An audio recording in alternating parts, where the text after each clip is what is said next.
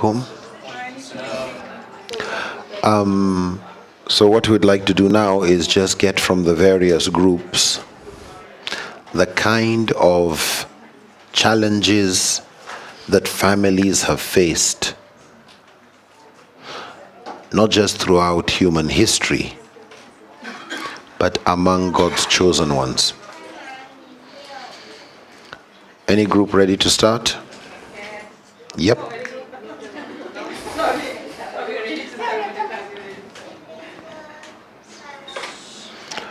Okay. Group 1. Oh, okay. Yes. We just put a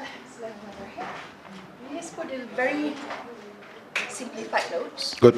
on all the challenges faced by our previous prophets, but not in chronological order. No problem. For example, Prophet Yusuf, the key issue is jealous of each other, the 12 brothers. Okay.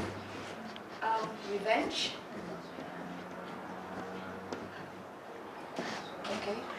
Revenge. Yes. And after that, the story of him and the lady of the ruler, which is lust. Yep. Yeah. Temptation. Okay. Right.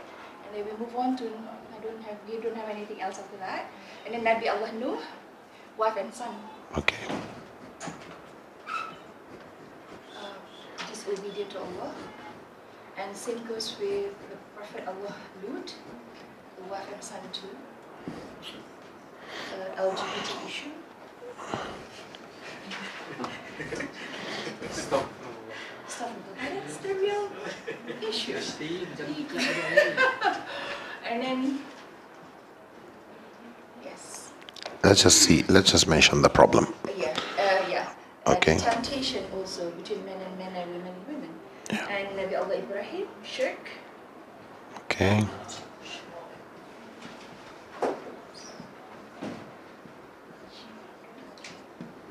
Sacrifice. He also, sacrifice. And also issues between Hajar, sacrifice including Nabi Allah Ismail, and Hajar and also Sarah. Again, it's the issue of jealous. Oh, sorry. Nabi Nuh also, he's being humiliated by the people due to his faith, yes? Okay. Yeah. We're looking more at his family ones. Family ones, okay. Yeah. Nabi Allah Ismail also about the wife, where Prophet Ibrahim advised him to change the pillar of the house.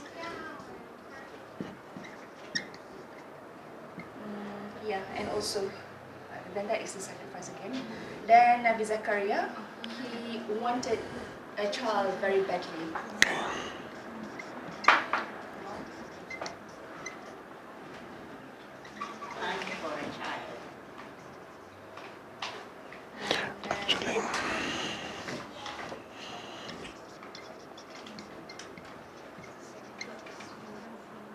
Okay, and about Nabi Musa, we discussed about him being authoritative and being powerful and might. And he and Nabi Harun, but somewhat rather but this is more on the personal issues. So we can say can anybody say something for Musa?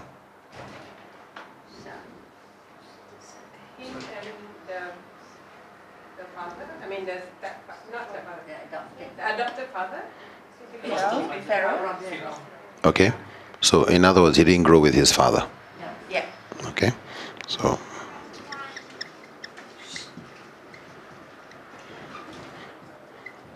how about his relationship with his mother? Because his mother had to get him into the river, right? yeah. So that was a challenge for the mother. Yeah. Good. So mother, yeah. Good. That's what he said.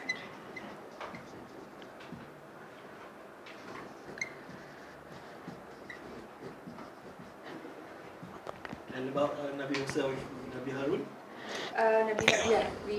We couldn't discuss in details what are the issues between them. So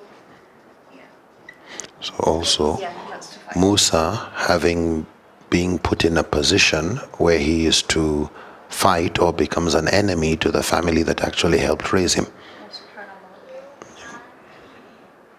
And last but not least, the last two will be Nabi Allah Isa and also Prophet Muhammad Sallallahu Alaihi Wasallam. Okay. Nabi Isa, he has been accused of not having a father. Is very much related to his mother, Sayyidah Maryam. Okay, so Maryam was accused. Yes, and he is also referred to as child of God. Okay, so Prophet Muhammad SAW, so all the spectrums of the issues being handled by the prophets it's like happened at one time. He has to handle the jealousy between the wives. Even Sayyidah Aisha was jealous over Sayyidah Khadijah. So that's here. Yeah. Okay. And also the issues of the qawm, the ummah and whatnot. But in family-wise, I think it's the wives. I think it's the wives. Within his household.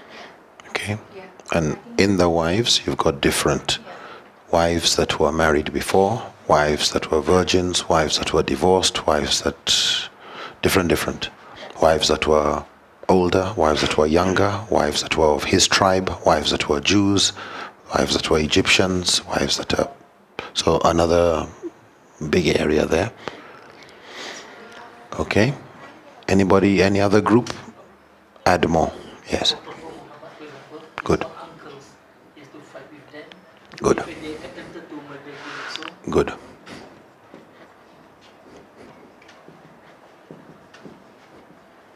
Challenge with relatives. Good. Very good.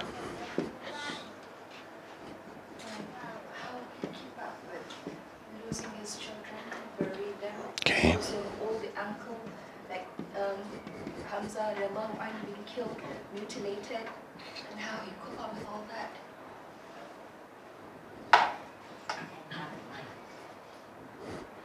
So plus wife, right? Khadija. Okay, any other? Okay. So that's a little like father's shirk, uncle. Okay. And he cope up with losing his parents and himself. Yes. Oh, Uncle and then grandfather. good. Good. So raised as an orphan, but also losing a lot of those who are close. Okay. Any other group?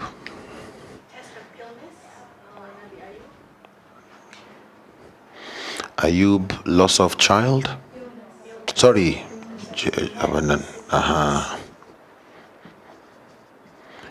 Illness. And what was the family problem? Good. Okay. And the wife's management of that challenge. Good. Anything else?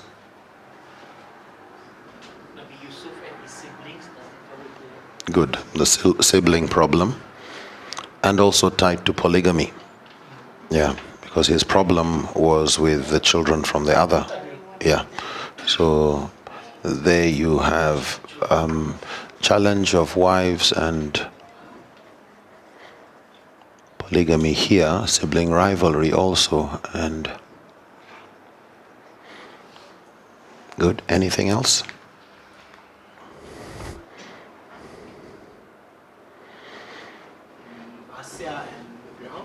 Okay. So this is where the husband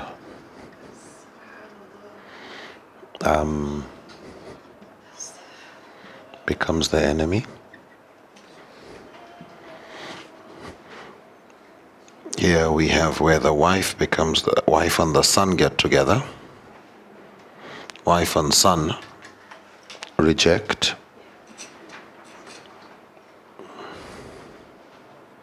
So you have where the father is the problem, or the uncles and other family members. You can have your children, you can have your spouse, whether it's the husband or the wife being the problem. Any other family do you think had a challenge?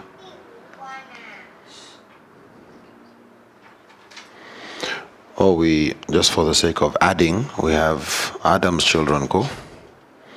So this is beyond just sibling rivalry. This is more serious. This is brother murders another.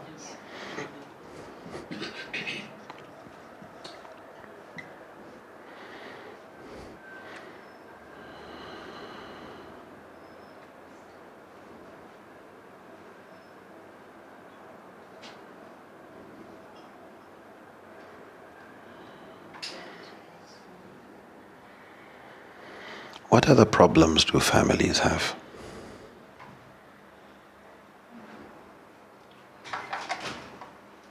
Okay. Oh, okay. Money. Very true. Here we have the Prophet also, right?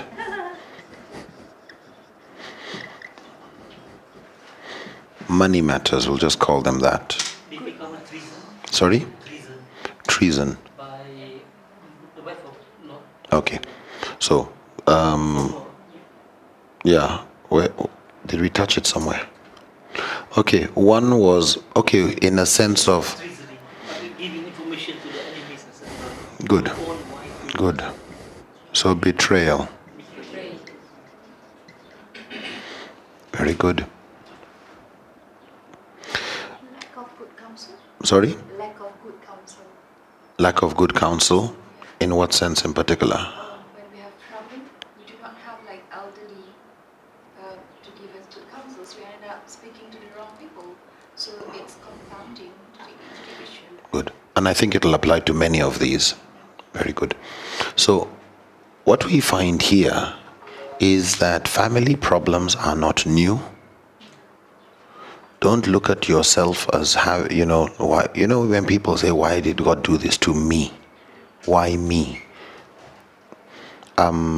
This is planet Earth. We're humans. We live with other humans. And people respond differently to the challenges they face as humans. And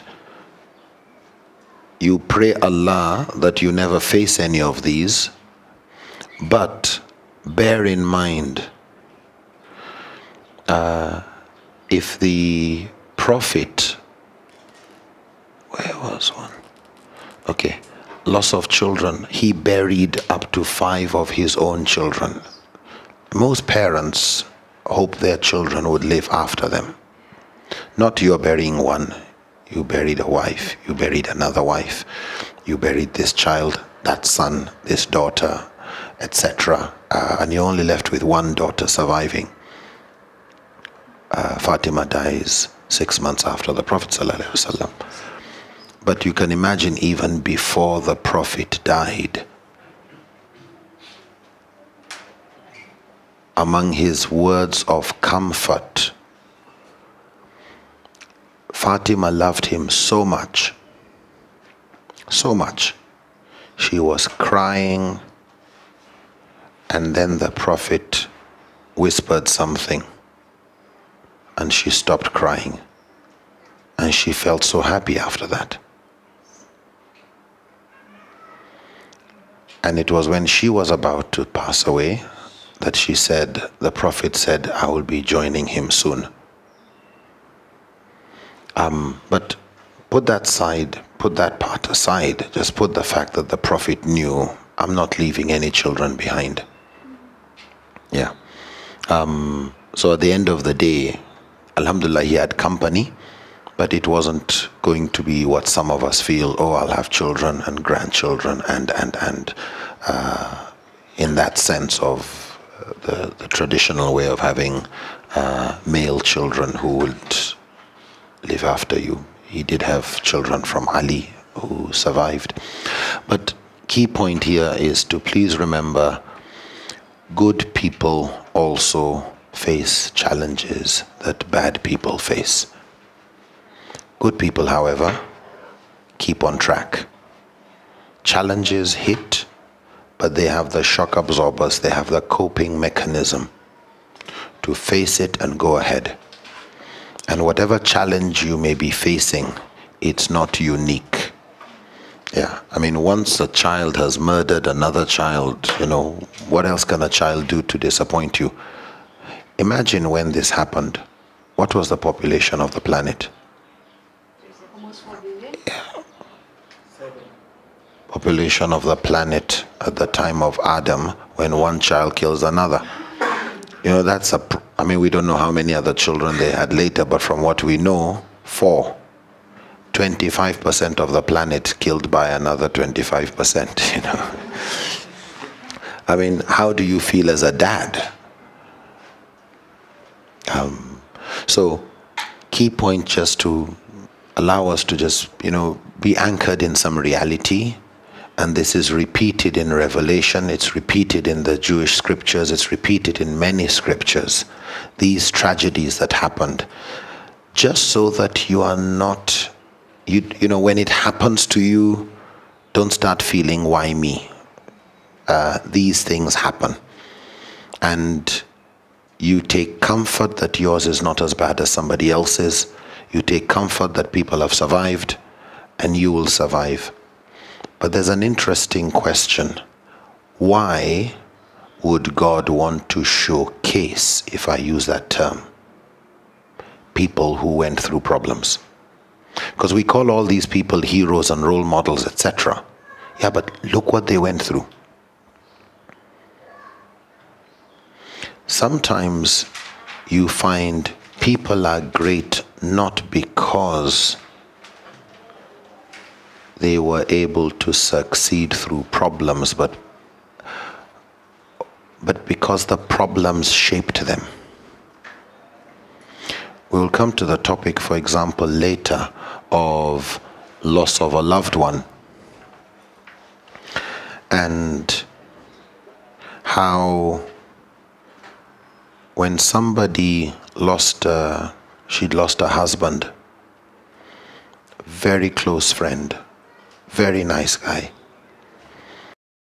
But in handling that bereavement, in handling that loss, so many people came to give comfort. But this person still felt nobody understands. Why? You've not really lost anyone. And a phone call from someone who had lost a husband a few months later, just from speaking to that person, you feel Allah's rahmah through this channel.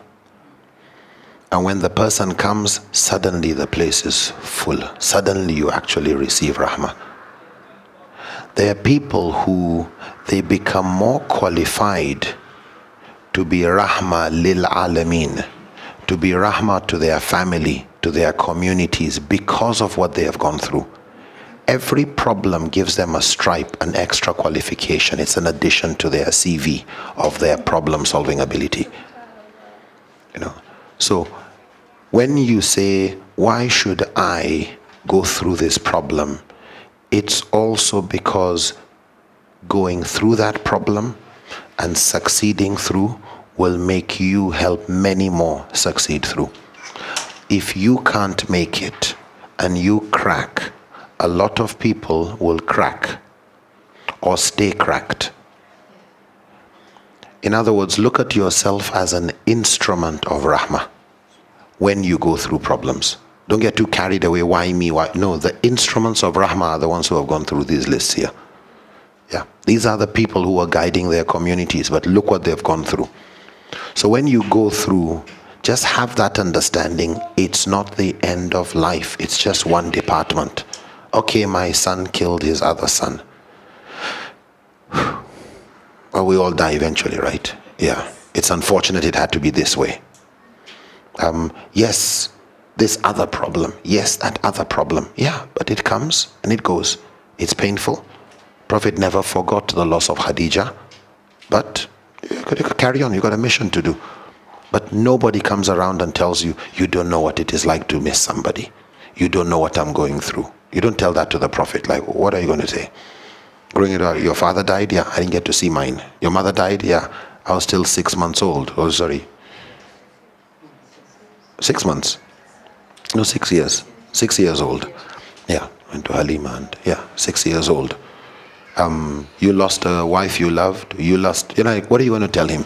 Your child died, you're this. But the key point is not, have I gone through, I want problems. Nobody wants problems. But when they do come, look at them as something to grow through. Yeah, and we'll come to this in more detail later. So this again, just to help us remember, people greater than ourselves have gone through this, and this is dunya. Don't think you're unique going through your problems, and everybody has their own. Yeah, this year you were tested with somebody who died. 3-4 years time, or sometimes immediately, you're tested with some illness that nobody can do anything about.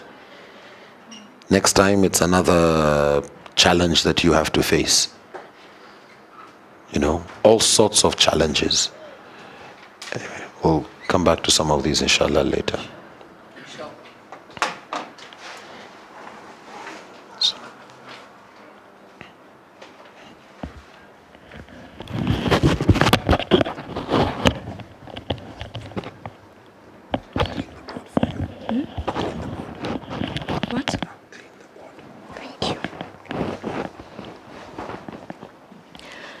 All right, assalamu alaikum.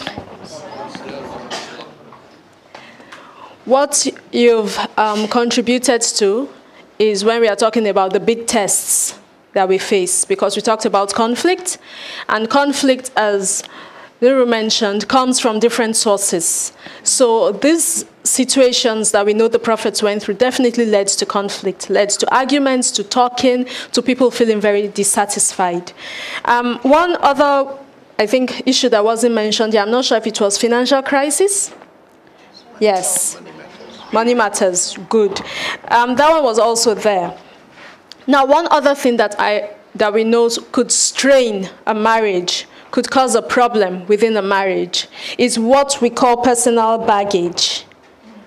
Where a person comes to a marriage with, earlier on we talked about people's backstory, where they are coming from, what they've experienced. So a person comes and you are seeing this human being, but beyond the human being, there are issues underneath the surface.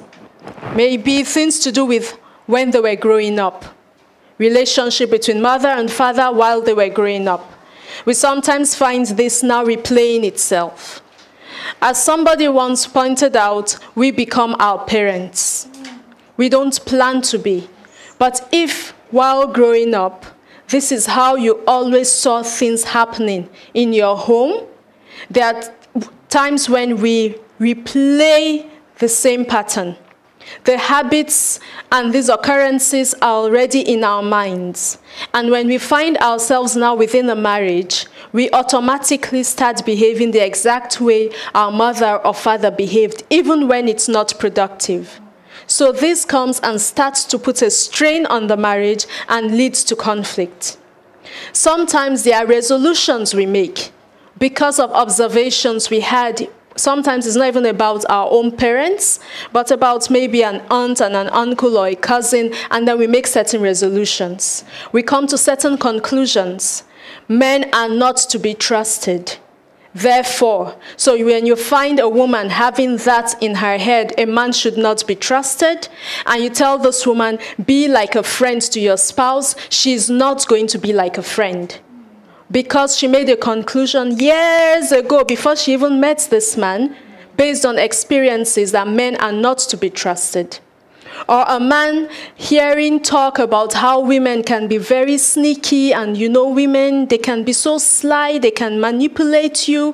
The man makes certain decisions. I will never be manipulated by any woman, not even my wife. So when the wife is trying to give good advice, he sees it as manipulation, and because of that personal baggage, he responds in a way that's not healthy or productive. Many times we enter marriage not knowing that we are coming into the marriage with personal baggage. So it's always useful, whether as someone who is married or someone who is hoping to get married and is currently engaged or hoping to find the right someone, to start trying to find your personal baggage and start cleaning up. Because sometimes when your spouse doesn't even know that you have this baggage, all you both end up doing is quarreling. And sometimes the person you marry may not have the right personality or exposure or expertise or knowledge to help you do the cleaning up. Ultimately, we are answerable to Allah for what we do. So it's up to us to check for our baggage and try and clean up our baggage. We can get support from a husband or a wife, but we shouldn't lean on them heavily and hope they will fix us. Because that's also another strain on the marriage.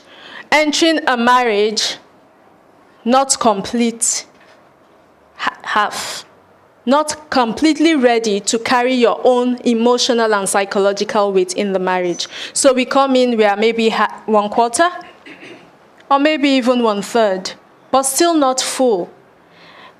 We then find that the weight of carrying that marriage, helping it survive, rests on our spouse. And as Nuru mentioned earlier, at some point your spouse will start to feel cheated. Why do I always have to be the one to say I'm sorry? Why can't you say you're sorry? But maybe this person is not apologizing because of some personal baggage issue. Oh no, you never apologize, this person may be thinking. I've seen what happens when you apologize. I saw it between my mother and my father, or my uncle and that his wife, or my brother and his wife, or my sister and her husband. I see what happens when you admit you are wrong, you are done for, you are dead, so I will not apologize. Right there, this person is not carrying his or her fair share of the weight of the marriage. So these are some of the things that strain a marriage apart from the other issues we faced. There's also the troublesome issue of abuse that people suffer in childhood or even in their teenage years. It could be physical abuse. It could be emotional abuse. Or it could be sexual abuse. And these pop up in marriage in some other form. So as Nuru said, you are quarreling, but what you are quarreling about is not what you are really quarreling about. We are just mentioning this so that we are aware of these things, we are conscious of them. Then there's the one we call treating one's marriage like a bed and breakfast, a hotel. That's where we refuse to fully commit for a multitude of reasons. Some people do not commit. So they are married, but they are not committed to the success of that marriage or to the well-being or success of their spouse. For some, it's a marriage of convenience. I didn't really want to get married, but he's very rich, and it's not so easy to get someone who is this rich, who can maintain my lifestyle, so I got married. I didn't really want to get married, but I had graduated, I had a job, and family said to be a responsible young man, you have to get married, so I did. That's not commitment to the marriage or to the spouse. It's commitment to something else, but not to the marriage. So that lack of commitment, then you treat your marriage like a B&B. Somewhere to sleep and to eat. But that's it. It's not a place to find tranquility. It's not a place to find a friend or be a friend or to give anything. So we collect from the marriage, we don't give back. I remember once someone was talking about her husband and her marriage, and she kept talking about what she was gaining from it. And my friend and I, who were both talking about marriage with her at the time, funny enough, we're thinking the same thing. And so my friend said, I just need to ask you a question. And she asked this young lady, what are you giving to the marriage? I said, I wanted to ask the same thing. Because if you say, I love my marriage, it's great. And you can only say it's great because of the things you're getting from your spouse, then you need to do a self-check. What are you giving to the marriage? So these are some of the things that strain a marriage. What we just need to keep remembering about these tests and these challenges that we face in marriage are some of those things we mentioned earlier. We are different and we handle stress differently. We need to give one another space and time to try and sort through the problem. Another thing we need to also constantly remember is that we have to have our own coping mechanism. What do I mean by this? Let's use one of the examples from something of one of those prophets, the loss of a child. Now, women are more likely to keep crying about it. The man is quiet, he's not crying. He usually would try and comfort the wife. But the child that was lost was theirs. So sometimes it's easy to forget that two people lost a child, just because one person's pain is more obvious. So the woman would usually, in such cases, always expect the man will always be strong and supportive and tell her not to cry and comfort her, etc., etc., forgetting this man is also facing pain. So the woman needs to also find ways of dealing with her pain without always leaning on this man, because he needs space also to deal with his pain. That's what I mean. We have to find ways on our own without leaning on our spouse too heavily of coping. And one way of handling that is making sure you have a good support structure outside marriage. Because marriage is just one aspect of our lives. So you have to maintain your contact with your friends and other family members. Because in times of great trial and great test, they come in to help support you and your spouse. It's very important. I can't emphasize this enough. It's very important we have other people helping to support us. Sometimes people treat their marriage as the be-all and the end-all. Everything is from here, the marriage. No. You go out, you get more support, you come in, you are stronger, you are much more refreshed. I think we can stop there for that. Now we want to go into one big marriage stressor. Yes. It's called the P word.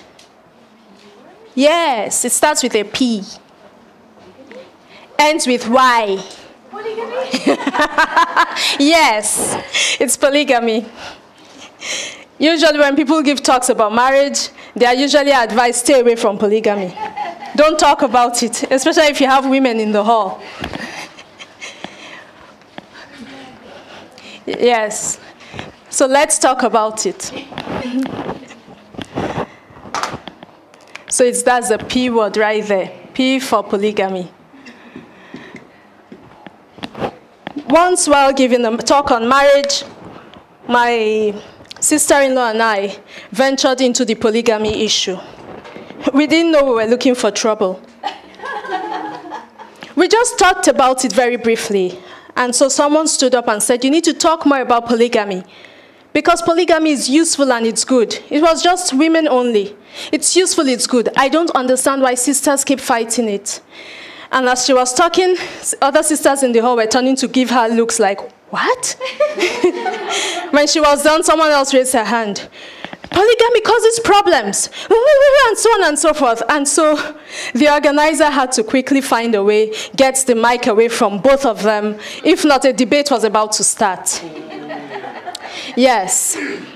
Recently, I think it was in Terengganu, where Nuru gave a talk and the issue of polygamy came up, as usual. Questions were being asked. And I think it was Brother Lemu who, when he had the mic, said, Islam didn't start polygamy. It didn't start with the revelation of the Quran. It's been there like forever. What you have in the Quran is statements regulating it. Statements regulating it. What's even more interesting is when you read through the entire Quran, the Quran doesn't say anything about polygamy being good or bad, encouraged or discouraged. It simply regulates it.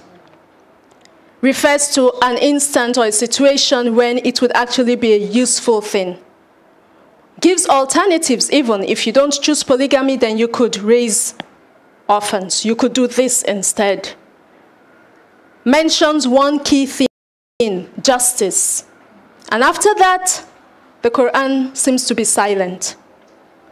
I could be wrong, but that's what I understand. And over the course of time, scholars have talked about polygamy. Different countries have come up with rules regarding polygamy. But the debate continues, polygamy to be or not to be. And so what I just want to try and do is at least put some issues on the table. Not to say do or don't do, have or don't have. Polygamy, I think, is like food. Sometimes good, sometimes not. Sometimes right, sometimes not right. Sometimes advisable, sometimes not. And sometimes really just a matter of choice. Somebody wants nasi ayam, somebody else wants nasi lemak. First thing is that thing of, a lady said, why do women fight it? Women are most likely to be very vocal in opposing it. Why do women oppose it? Listening to women speak, women who are in polygamous situations, watching certain actions, one big thing that I know many women have a problem with is that new model factor, where the wife to be married after them is younger and prettier. Many women have a challenge with that. They usually would say, I've invested 15, 20 years of my life in this marriage. Now I'm old, he wants someone younger. So some women have a challenge with that. Some women have fears of abandonment. Some see it almost as a form of demotion. No longer number one. For many women, another big issue is the reduction in everything, meaning time spent with the husband, attention that they get from the husband, even in financial matters. They hate the thoughts that they will have to share the home, where they are not going to be living separately, share resources. So they have concerns. And as we said, part of marriage, part of compassion, is to learn to see the other person's needs and concerns and know their fears, to try and stand in their shoes. So many women have these challenges, and sometimes the challenges are not addressed. Sometimes, unfortunately, they are not addressed. So you find that those women who end up having this very negative experience with it, they tell the story from that perspective. The next generation of young women who hear the story, they imbibe that as well, the negatives.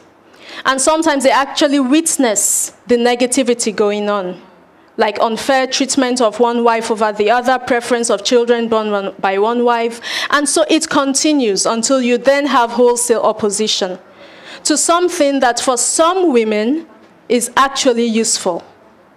Because there are cases of polygamous homes that are great, better than some monogamous homes. There are cases. I remember once visiting a family and spending about a week with them. A man, his two wives, the kids. And the first thing I noticed was it was very difficult for me to tell which kids belonged to which woman, or was born by which woman, because of the way they spoke to the children, the way they spoke about the children. It was very difficult to tell. And if someone hadn't told me beforehand that they were co-wives living in the same flat, I would have thought they were sisters. Somehow, for some reason, something had worked. I keep saying I ought to go back now that I'm thinking more deeply about this and find out what worked for them. How did they manage to keep this level of sanity? That one doesn't see that bitterness that usually accompanies polygamy. Another thing, if we go into Syria, I will use the example of Zainab bint Jahsh.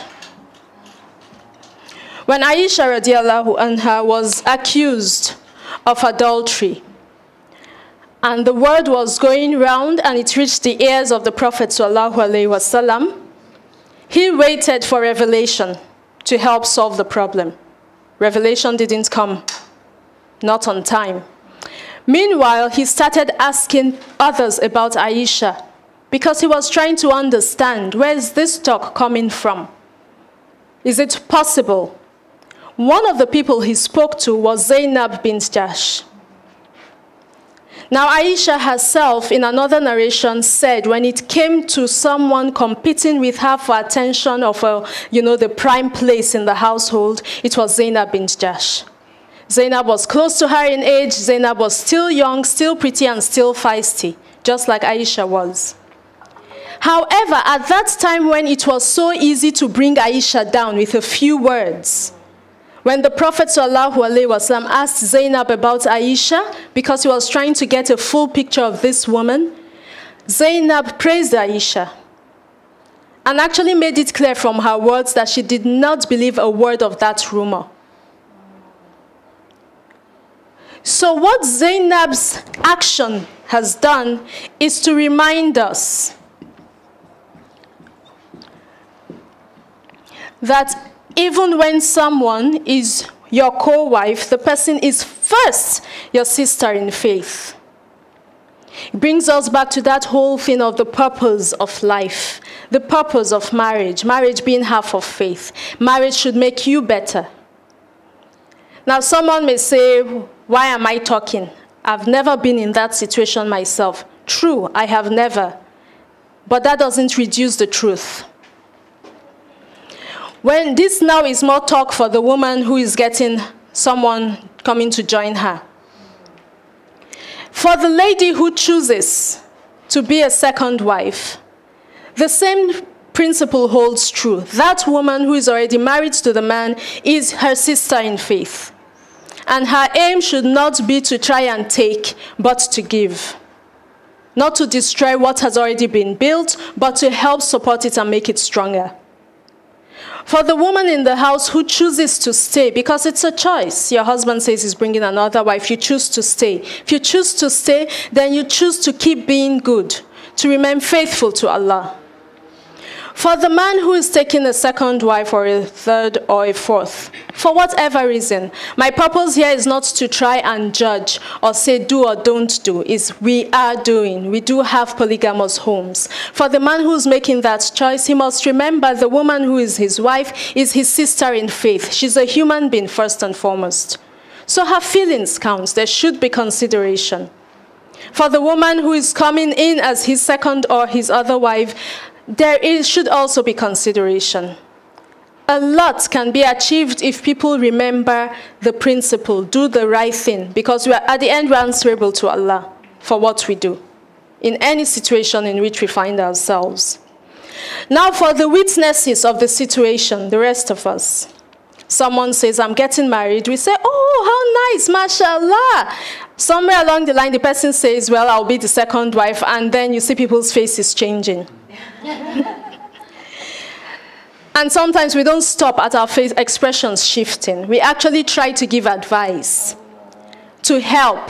Sometimes our advice to help is to tell this young lady what she should do to make sure her husband prefers her over the other woman.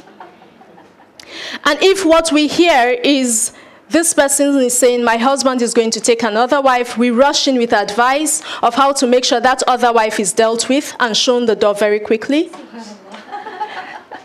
Let's be honest, that's what happens. That's what happens. Or sometimes we give advice to the woman and say, you should leave him. You should leave him. If he's going to do that to you after 20 years, you should leave him. We don't always know what's been going on within a marriage. So when we rush in with advice, we may be giving the wrong sort of advice. Sometimes a woman would actually be better off if her husband takes another wife, because sometimes their marriage has so cooled down that the marriage might as well be over. But neither one of them wants to have a divorce. But when friends come and put pressure, you should leave, you should leave, you should leave, they're actually telling her to make a worse choice for herself. Marriage is complex enough. Polygamy makes it more complex. That's the truth. For those who are going into it, they're entering into something that's even more complex. For those who are witnessing it, they are witnessing something that's more complex. So everybody should fear Allah and be careful. Because Allah has not said, don't do. So we can't start off from the point of it's bad. We should look more, just as we say with conflict, at how people are conducting themselves in that setting, in that situation. I think that's where I'll stop for now on polygamy.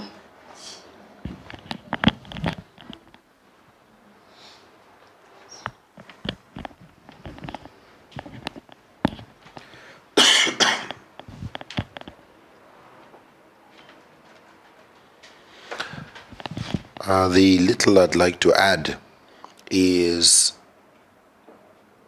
there's nothing wrong if you don't want polygamy. Okay?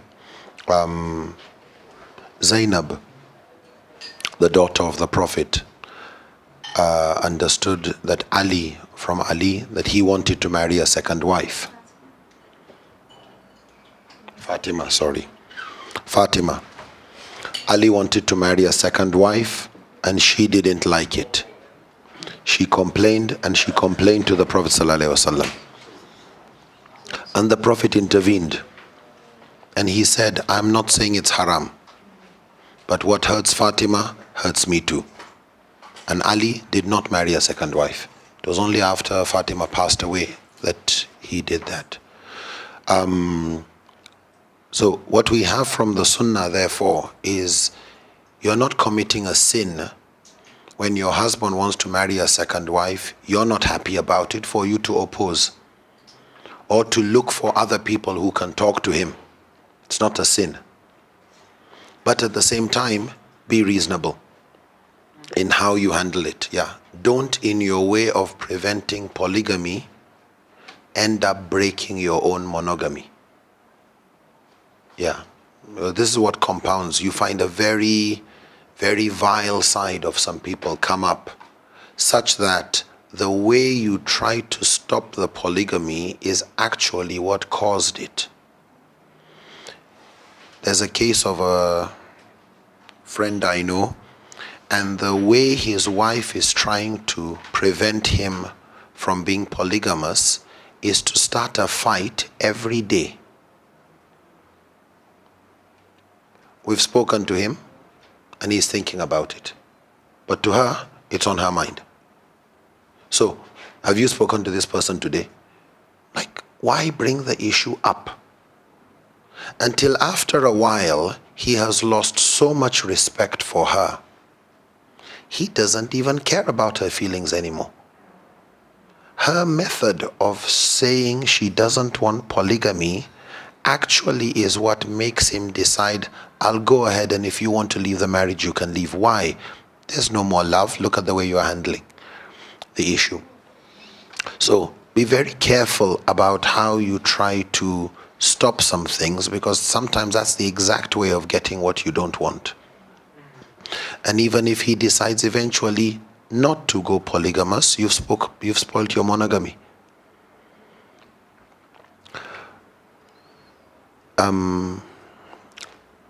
They say there's an interesting book by somebody, Dobelli. It's called The Art of Thinking Clearly. It's one of these international bestsellers book. But I would recommend the book. It's a very interesting read. One of the headings, I think it's around chapter 9 or 10, is do not take your supermodel friend on a date. Okay? Do not take your supermodel friend on a date. And what it's saying basically is, if you have a friend that is really, really beautiful and you're going on a date, your ugliness will show more clearly. Whether you're a male, whether you're a female. Why am I bringing it up? When somebody is thinking of a second wife, you do more ugly things, the other person starts to look more beautiful. Yeah. Something that initially is to do, not to do, cost benefit, you know. The way you react makes, you know what, yeah, how have I even managed you till this time? So really be very careful about how you handle those type of things. Otherwise, you move into contempt, you move into disrespect, you lose respect. Always keep adab in the way you do things. Some people say, I want to marry because I want more reward. That's not how the Prophet or anybody, that's not how Fatima or anybody understood it. In fact, Fakhruddin Ar-Razi said, if what you want is more reward, go and do more nawafil. Yeah, go and do more nafila. That's a greater guarantee of reward. But be very careful about things that will undermine the maqasid and objectives of your marriage. You want mawadda and rahmah. You want tranquility, you want greater happiness, you want love, you want compassion. Sometimes, even for the men, you're getting a second wife doesn't bring more happiness to the home. Sometimes it just, number one isn't happy, number two isn't happy either. So really think carefully about the kind of pressures that put. And in one terrible one is looking for approval from friends. Friend number one went polygamous. Friend number two went polygamous. This one went for wife number three. MashaAllah, MashaAllah. You still one? Subhanallah. Oh, all right, And peer pressure pushes you. You go and get your number two and you live with your problem.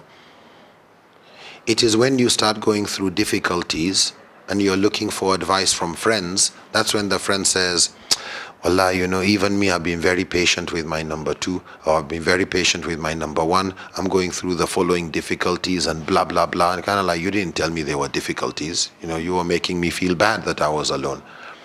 So please really be very independent in this area. And just one last point I want to add there. And this is to do with marriage, and we'll come back to it again when it comes, particularly on the area of divorce. To have a personal board of directors.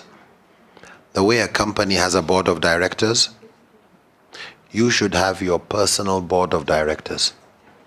Some individuals who, when you get into the kind of crisis that comes now and then in life, you trust their judgment. When you come to that junction in the road where you're not sure what to do about life,